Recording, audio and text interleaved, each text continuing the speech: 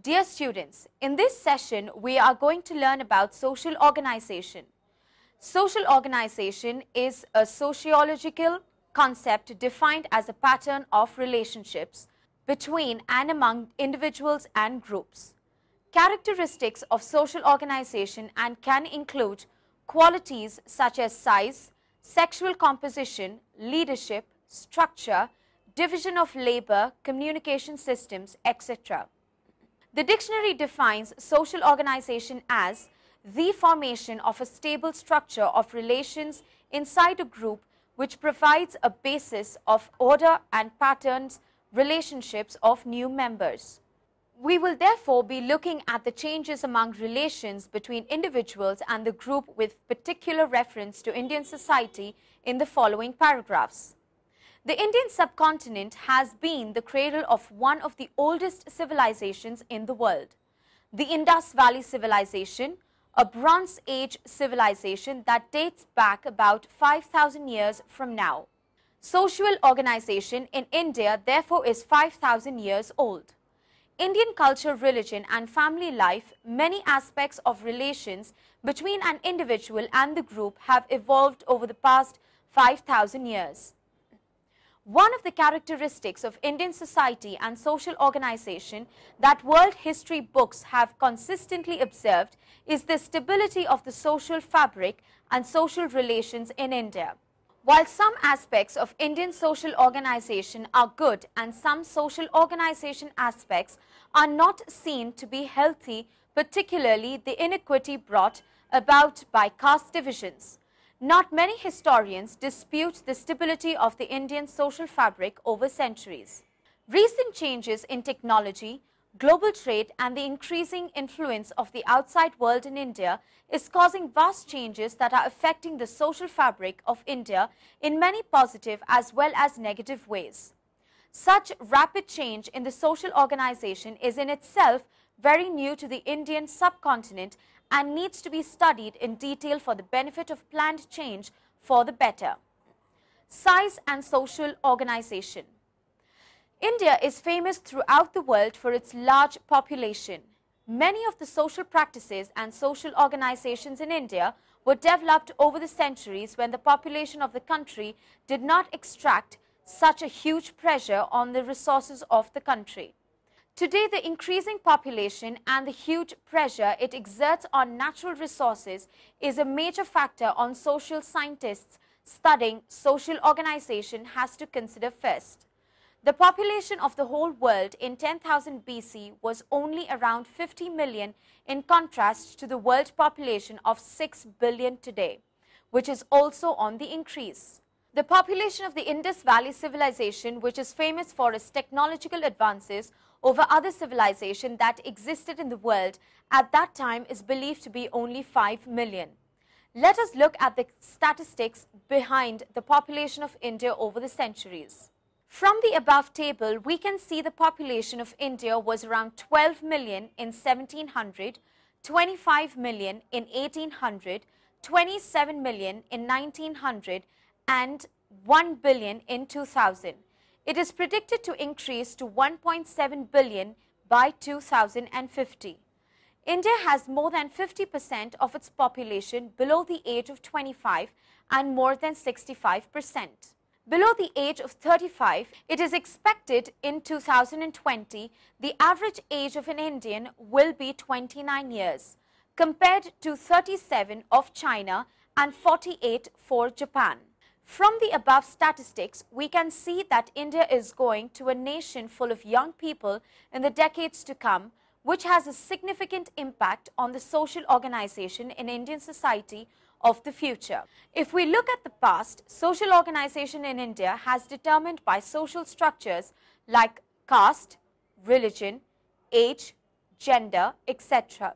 The life of an average Indian was determined by religious and cultural concepts like the theory of karma and the Purushottara concept, where the mode of living was decided by individuals who subscribed to the theory that there was a moral purpose to life. This could be one of the reasons why the injustice and the inequalities of the caste system and the gender inequalities that existed in Indian society were never questioned by people throughout the centuries of Indian history. Whether they liked it or not, individuals allowed their relations with the group and other individuals in society to be decided for them by the predominant culture. That is, the past centuries, social organization in India was determined by culture and religious factors. The current trend in Indian society followed the trend in society all over the world, is a quest for equality and individual rights. Indians are no longer satisfied to be kept quiet about the inequitable distribution of wealth and power in the same name of caste or religion or culture. The Constitution of India guarantees every Indian citizen the right to equal opportunity irrespective of caste and religion, and this has altered the thinking of individuals as well as the way they relate to other individuals and groups. Social organizations in India, therefore, is moving from a few groups having and wielding power to individuals taking the right to decide for their own life. The huge pressure of the growing population has also meant that many decisions regarding relations between individuals and groups are made out of considerations of a more material nature and access to resources rather than the traditional methods used by religion and caste. Sexual composition and social organization. The role of a woman as defined by tradition and religion in Indian society has evolved through the centuries. Many historians claim that women enjoyed an equal status with men in ancient India. It is said that women were educated, had a say in family matters, took important decisions of life and were free to choose their own husbands. The ancient system of Swayamvara is mentioned in holy scripts and also in many epics. A woman in ancient India was respected and was given due importance in the society. Child marriage was unheard of, and many women were also famous sages like Gargi and Maitreyi, etc. With time, women started to lose their importance and their status began to wane. The freedom given to women was curtailed slowly, and she was not allowed to voice her opinions in political matters in a society. Polygamy began to increase and child marriage came into vogue. Daughters were considered to be a burden and they were reduced to doing the chores of household. Sati, an ancient practice in which a widow had to lie beside her husband's pyre, came into vogue. Women were tortured and humiliated and their position and condition degraded. In ancient India, remarriage of widows was not encouraged. They were seen as a disgrace to the family and had to give up all the comforts of life. They wore plain clothes, tonsured their heads, had a separate place to stay, and ate bland food. Reformers and emperors like Ashoka fought for the rights and welfare of women. Due to the efforts of many such reformers and philosophers, the condition of women improved and they were able to walk on the streets again with their heads held high. In today's India, the situation of women is a mixed. While the traditional practices of sati and torturing of widows does not exist, the positive aspects of social life have not been accessible to Indian women when compared to the situation in other countries. The relationship of the average Indian women to other individuals and groups within Indian society is still a powerless, dependent relationship where she is expected to play a traditional role, while there are women from different sections of society who have transcended the traditional rules and acquired achievements in all walks of life. The life of the average Indian woman, when analyzed from the social organization perspective, has not changed at all. The extreme cases of sati and torture that used to exist in the ancient India have disappeared. But Indian women still do not get equal treatment in the workplace or in the family. Recently, the condition of women in India has come to the attention of the world through some horrific cases of rape involving mutilation of the victim, which included children. This is one aspect of social organization in India that needs the attention of social scientists, policy makers as well as the administration. Unless this aspect of social organization is addressed in India, the nation will suffer a huge loss due to the untapped talent and potential of the women who form half of society. Division of labor and social organization. The definition of division of labor is as follows. Division of labor is the specialization of cooperating individuals who perform specific tasks and roles. As we have seen in previous lessons, division of labor in Indian society has traditionally been determined by caste, age and gender. Specific castes are assigned specific tasks in society and there was little mobility in terms of changing one's occupation. The work one did in one's life in ancient India was therefore determined by birth into a specific caste. Social organizations based on division of labor was therefore a unique aspect of Indian society that was not seen in any other societies of the world. This social organization based on caste was also quite rigid and fixed and led to many inequalities and injustice in society. In today's Indian society, social organization based on division of labor, that is, caste can be used to exist in practice, although it has been abolished by the Indian Constitution, which considers every Indian citizen to be equal. Since the caste system has existed in India throughout centuries, its total eradication has not been possible in the 60 years since independence, which can be said to be a failure of the Indian nation.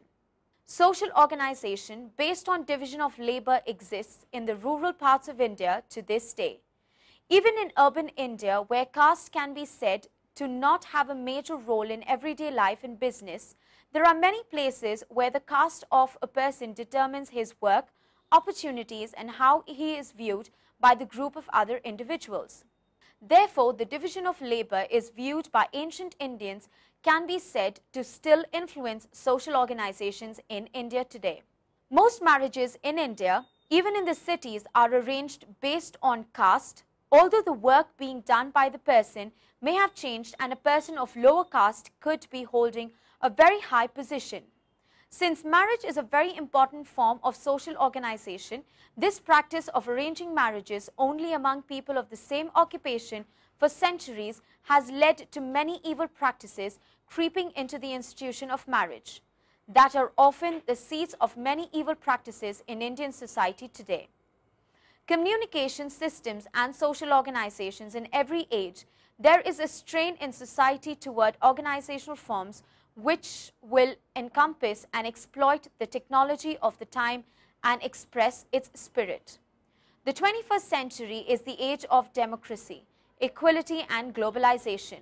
The watchword of many organizations of today is global citizenship. Many people all over the world identify themselves not by the nation or communal identity, but by their humanity. One of the reasons and the medium that has led to this change and shown the people all over the world of all color, age, sex and cultural background aspire for the same things is modern information technology. While the globalization of communication systems can be said to have started with the invention of the telegraph, it was the advent and popular use of the internet in particular that has made information freely available to all and influenced social organizations not only in India but across the world. In India, in particular, the communication revolution has helped to break down many traditional power systems within the social organizations and made it possible for social organization in Indian society to be more equal. The power of the internet has been harnessed to bring to the attention of everybody immediately various injustice and inequalities that exist in society, and this has helped Indian society to address these problems and bring about many revelations in social organizations within India.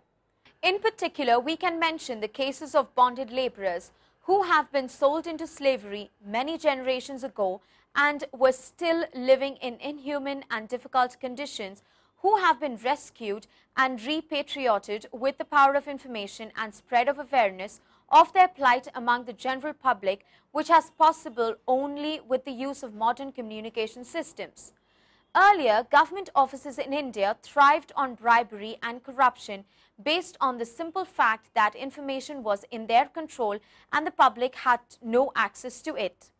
Today, with the adoption of modern communication methods, which has led to computerization of a lot of information where it is mandatory of the government offices to make information available to the public. The level of corruption in many Indian government offices has come down. This is another revelation in the social organization between government and the general public in India, which would not have been anticipated also by the previous generations. Leadership and social organization.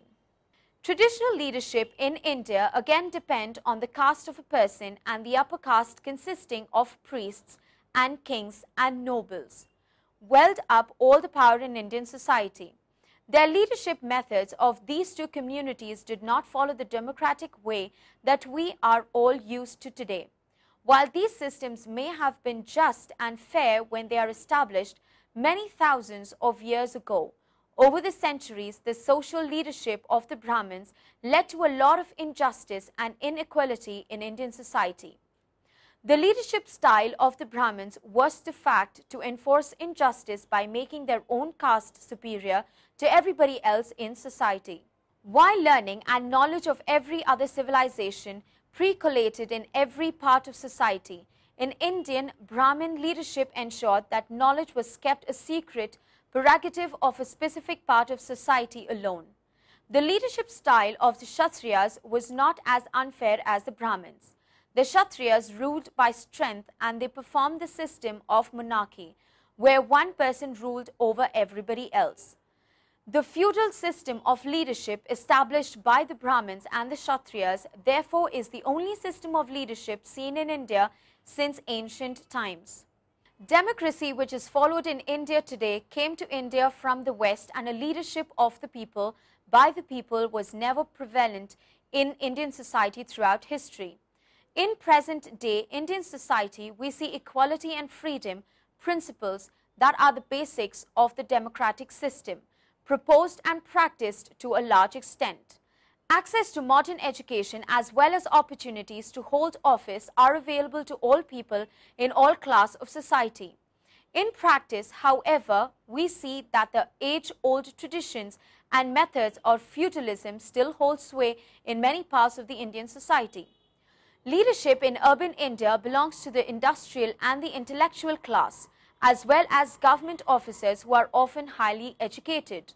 The landowners of past years have today become replaced by the owners of industry, both small-scale, medium and large-scale industries. We do not find many corporation and large organizations that dominate public life in Western countries in India. While large Indian corporations do exist, they still do not control the life of the average Indian to such a large extent as it happens in Western countries. However, general trend in India has been towards the power of landowners being transformed into the hands of the owners of the industry. Government officers of public sector undertakings, IAS and other officers of the Indian government often hold very responsible leadership positions in Indian society. These people are often highly educated, among the brightest of Indian society. Then we have a class of intellectuals who are journalists, artists, film actors and sports people, etc., who hold leadership positions in Indian society. By and large, the masses of India respond to the leadership by industrialists, government officials and intellectuals in the same manner as they respond to the leadership of priests and kings. Indians are not very critical of people in power, and money often gets concentrated in the hands of a few in Indian societies because of the uncritical acceptance by the Indian masses. This situation, however, is changing rapidly. The average Indian is waking up from centuries of feudalism to exercise his active participation in public life as a citizen and demanding more transparency and accountability from people in leadership positions in India. Social organization through leadership can be said to be influenced by traditional factors like feudalism and casteism and communalism in rural India, which has changed to a great extent in urban India. However, this is an area of social relations that is going through a lot of change, and one can anticipate many changes in this area in Indian society in the future. We have studied the impact of 5 important factors on social organization in Indian society by looking at the historical factors as well as present-day changes and happenings. It is very important for a student of sociology to analyze the past culture and traditional factors that influence social organizations and social change, as well as to study current influences and trends. These, however, should be used to devise valid methods and interventions that will influence social policy and bring about the desirable social organization and change. One of the most important trends of current social organization is the impact of social media and modern communication systems on the younger generation, which is also predicted to become 65% of the total population of India. The impact of social media like Facebook, Orkut, YouTube and Twitter cannot be said to be wholly positive or wholly negative. They are, however, a major force to reckon within the emerging Indian society and need to be studied and analyzed by any sociologist wanting to make a positive contribution in a social organization of Indian society.